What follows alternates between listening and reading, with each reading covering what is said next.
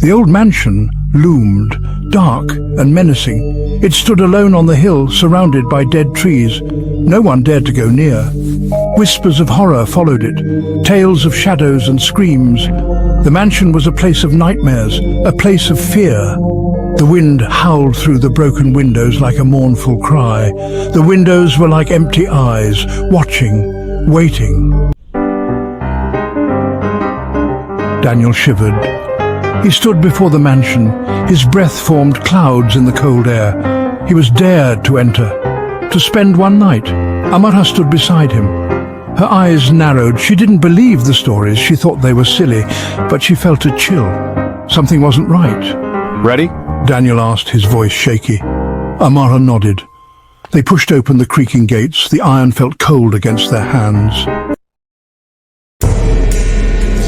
Inside, the air was heavy, almost suffocating. It felt as if the room itself was alive, breathing down their necks. Filled with dust and decay, the room seemed untouched for decades, a forgotten relic of the past. Cobwebs hung from every corner, weaving a tapestry of neglect and abandonment.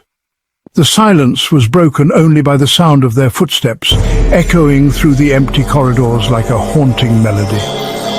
Suddenly, a voice echoed through the hallway, chilling them to the bone. "Turn back! This place is cursed!" The voice was filled with a terror that was palpable. An old man emerged from the shadows, his presence almost ghostly. His eyes were wide with fear, reflecting years of untold horrors. He introduced himself as Junaid, his voice trembling as he spoke. Junaid told them a tale, a story that seemed to come from the depths of his soul. A tale of a killer, whose presence lingered like a dark shadow over the place. A tale of a shadow moving silently, always watching. A tale of a curse, ancient and powerful, that had claimed many lives. Amarha, did you hear that? It sounded like it came from the basement. Yes, Daniel, I heard it too. It's getting louder. I don't like this one bit. This place gives me the creeps. You must be careful. We don't know what's lurking in the shadows. This place holds many secrets, dark and ancient. And not all of them are friendly.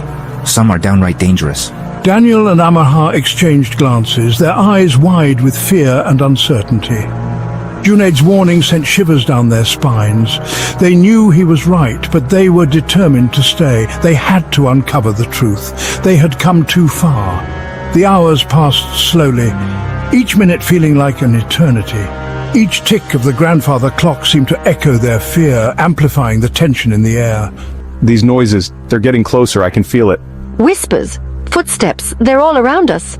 I feel a cold wind. It's like the house is breathing. Strange noises began, whispers, footsteps. The house seemed alive with unseen presences. A cold wind blew through the house, chilling them to the bone. Then they saw it, a shadow, moving across the wall. It was unmistakable. It's here, the shadow. It's the killer's shadow. We need to leave now. Junaid had warned them. It was back. The shadow that haunted their nightmares had returned, and this time it was closer than ever.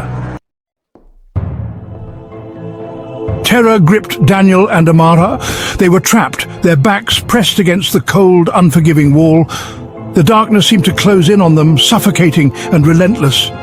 Every breath they took was shallow, every heartbeat a thunderous drum in their ears. They could feel the malevolent presence drawing nearer, its intent clear and sinister. The shadow was growing larger, closer. It seemed to stretch and twist, feeding off their fear, becoming more tangible with every passing second. The room, once a safe haven, now felt like a prison, its walls closing in, the air thick with dread. A presence filled the air, cold and menacing. It was as if the very essence of the room had changed, becoming a conduit for the shadow's malevolence. The temperature dropped and a chilling fog began to seep in, wrapping around them like icy tendrils. The shadow is a prisoner, trapped within the confines of this cursed place. It yearns for freedom, its rage and sorrow palpable. It is a dark silhouette, a figure of despair and vengeance, waiting for the moment it can break free. The killer trapped it here. A sinister figure, a master of dark arts, had bound the shadow to this place, using it as a pawn in a twisted game of life and death. The shadow's torment was a testament to the killer's cruelty.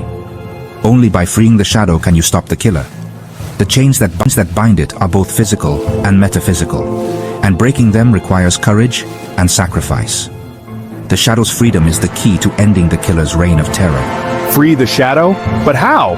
The question hung in the air, heavy with uncertainty. They had no idea where to start, and the fear of the unknown gnawed at their resolve. And will it be enough?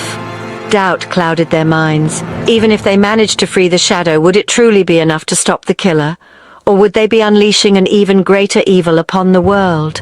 The choice was theirs. Free the Shadow. The decision weighed heavily on them. It was a gamble, a leap of faith into the unknown. The hallway stretched out before them, dark and foreboding, a path they had to walk, or face the killer's wrath. The alternative was equally terrifying. The killer's wrath was a force of nature, relentless and merciless. They had seen its handiwork, and the thought of facing it sent shivers down their spines. Their hearts pounded in their chests. The fear was almost paralyzing, but they knew they had to act. Every second counted, and hesitation could mean the difference between life and death. Their time was running out. The ticking of the clock was a constant reminder of their dwindling chances. They had to make a decision, and they had to make it now.